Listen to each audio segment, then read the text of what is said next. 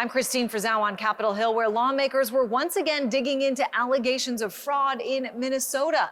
The conservative social media influencer whose video went viral testified while Democrats asked why so many other types of fraud are being ignored. Allegations of widespread fraud across Minnesota, now a top priority in Washington for Republicans in Congress. Fraud within these programs have involved false claims, fictitious providers, and services not rendered. Minnesota fraud has been investigated for years, both at the state and federal level. Top officials estimating $9 billion may have been lost.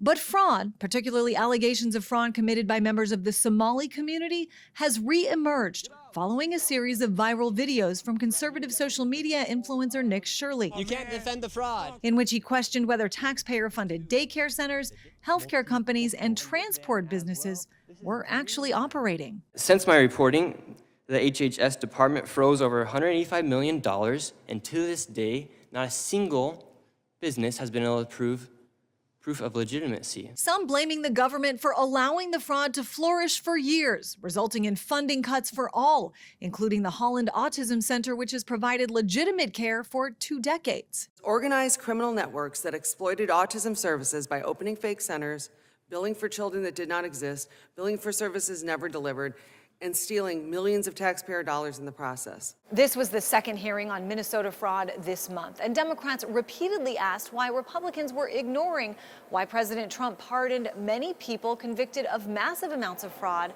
and only wanted to focus on social programs that helped low-income Americans. The Trump administration does not want you to trust these programs because if you don't trust them, they're easier to destroy them. A major focus for Congress. Why, when fraud was reported, investigations were often squashed. You made some recommendations.